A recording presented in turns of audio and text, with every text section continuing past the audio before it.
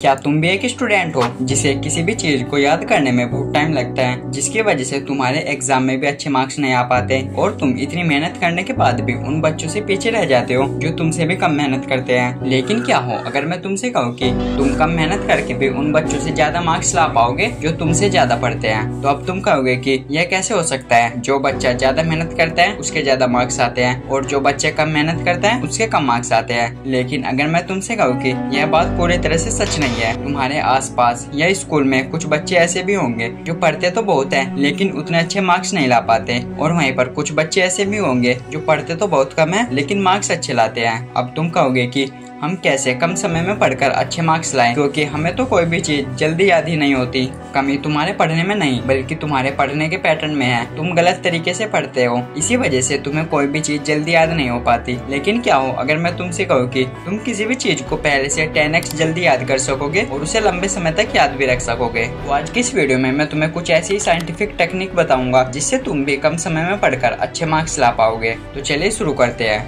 Technique number 1, dual coding method. क्या कभी तुमने यह सोचा है कि जब भी तुम अपने एग्जाम के लिए कोई भी टॉपिक याद करते हो तो तुम उसे बहुत जल्दी ही भूल जाते हो, लेकिन अगर तुम कोई फिल्म एक बार देख लो तो वह फिल्म तुम्हें हमेशा याद रहती है। लेकिन क्या हो अगर मैं तुमसे कहूँ कि इस टेक्निक को यूज करने के बाद तुम भी किसी भी इंफॉर्मेशन को बहुत जल्दी याद कर पाओगे और लंबे समय तक याद रख पाओगे। एलन नाम के एक कनेडियन साइकोलॉजिस्ट ने 1971 में बताया था कि हमारा ब्रेन 2 चैनल से इंफॉर्मेशन प्रोसेस करता है, पहला वर्बल चैनल और दूसरा विजुअल चैनल। वर्बल चैनल मतलब कि वो इंफॉर्मेशन जो हम किसी से सुनकर प्राप्त करते हैं, और विजुअल चैनल वो इंफॉर्मेशन जो हम किसी फोटो या किसी और तरीके से देखकर प्राप्त करते हैं। अब सोचिए, अगर तुम कोई जानकारी सिर्फ शब्दों से सीखोगे तो ब्रेन का एक ही चैनल काम करेगा, लेकिन अगर तुम उसी चीज को शब्दों और चित्रों दोनों से सीखोगे तो ब्रेन के दोनों चैनल काम करेंगे। अब भूलने की संभावना आधी और याद करने की संभावना 2 गुनी हो जाएगी। अब सवाल आता है, हम इसे प्रैक्टिकली यूज कैसे करें? जब भी तुम किसी भी टॉपिक को पढ़ने के लिए बैठो तो केवल उसे पढ़ो मत बल्कि अपने माइंड में विजुअलाइज भी करो। केवल नोट्स को पढ़ो मत बल्कि उस कंसेप्ट को समझाने वाले वीडियोस को भी देखो। और अब तो AI का जमाना है, इंटरनेट पर सब कुछ मिल जाएगा। जब तुम इस मेथड को इस्तेमाल करोगे तो तुम्हारी लर्निंग स्पीड बढ़ जाएगी, तुम किसी भी चीज को लंबे समय तक याद रख पाओगे और एग्जाम में रिकॉल करना आसान होगा।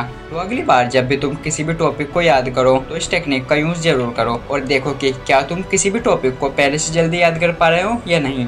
Technique number 2, Feynman technique. Richard Feynman 20वीं सदी के सबसे महान वैज्ञानिकों में से एक थे और नोबेल प्राइज विजेता भी थे। लेकिन उनकी सबसे खास बात यह थी कि वे किसी भी मुश्किल से मुश्किल कंसेप्ट को बड़ी ही आसानी से समझा देते थे। वह कहते थे कि अगर आप किसी चीज को आसान शब्दों में नहीं समझा सकते तो इसका मतलब है कि आपने उसे सीखा ही नहीं है। न्यूरोसाइंस के हिसाब से जब भी हम किसी चीज को सिंपल वर्ड और रिलेटेबल एग्जाम्पल में बदलते हैं तो हमारा ब्रेन डीप प्रोसेसिंग मोड में चला जाता है। इसमें हमारा ब्रेन इंफॉर्मेशन को केवल स्टोर नहीं करता बल्कि उसे समझता है, और यही समझ हमारी लॉन्ग टर्म मेमोरी में जगह बना लेती है। स्टैनफोर्ड और याले यूनिवर्सिटी की रिसर्च ने साबित किया है कि जब स्टूडेंट ने फेमैन टेक्निक का इस्तेमाल किया तो उनके याद रखने की कैपेसिटी 30% तक बढ़ जाती है। यानी फेमैन टेक्निक तुम्हारे ब्रेन को रटने वाले मोड से समझने वाले मोड में शिफ्ट कर देती है। इस टेक्निक का यूज करना बहुत ही आसान है। सबसे पहले कंसेप्ट चुनो, कोई भी टॉपिक या चैप्टर लो जिसे तुम सीखना चाहते हो। अब उसे ऐसे पढ़ो कि जैसे तुम किसी और को समझा रहे हो। उसे सिंप्लीफाई करो, कठिन शब्दों को इजी लैंग्वेज और रिलेटेबल एग्जाम्पल में बदलो। याद रखिए, अगर तुम किसी भी चीज को किसी दूसरे व्यक्ति को समझा सकते हो तो तुम उस चीज को लंबे समय तक याद रख सकते हो। Technique number 3, interleaving practice. Interleaving का मतलब है अलग अलग टॉपिक्स या क्वेश्चन को मिलाकर बारी बारी से पढ़ना या प्रैक्टिस करना। मतलब कि जब भी तुम पढ़ने बैठो तो केवल एक ही सब्जेक्ट मत पढ़ो, थोड़े थोड़े टाइम्स गैप के साथ अलग अलग सब्जेक्ट को भी पढ़ो। साइंटिफिक रिसर्च बताते हैं कि जब हम अलग अलग सब्जेक्ट को इंटरलीविंग करके पढ़ते हैं तो हमारा ब्रेन हर बार नए पैटर्न और रेफरेंस में सोचने पर मजबूर होता है। इससे रिलेटिव स्ट्रेंथ यानी याद करने की क्षमता भी बढ़ती है। कॉग्निटिव साइकोलॉजी के अनुसार इंटरलीविंग प्रैक्टिस डिजायरेबल डिफिकल्टीज पैदा करती है, यानी थोड़ी कठिनाई जो हमारे ब्रेन को गहराई से सीखने पर मजबूर करती है। हार्वर्ड और यूनिवर्सिटी ऑफ कैलिफोर्निया की रिसर्च में पाया गया कि इंटरलीविंग प्रैक्टिस करने वाले स्टूडेंट का लॉन्ग टर्म मेमोरी परफॉर्मेंस 20 से 40% तक बेहतर रहा। यानी ये टेक्निक न सिर्फ जल्दी सीखने में मदद करती है बल्कि इंफॉर्मेशन को लंबे समय तक याद रखने में भी मदद करती है। तो अगली बार जब भी तुम पढ़ने बैठो तो घंटों तक केवल एक ही सब्जेक्ट को मत पढ़ो बल्कि थोड़े थोड़े टाइम गैप के साथ अलग अलग सब्जेक्ट को भी पढ़ो। Technique number 4, sleep is brain hard drive.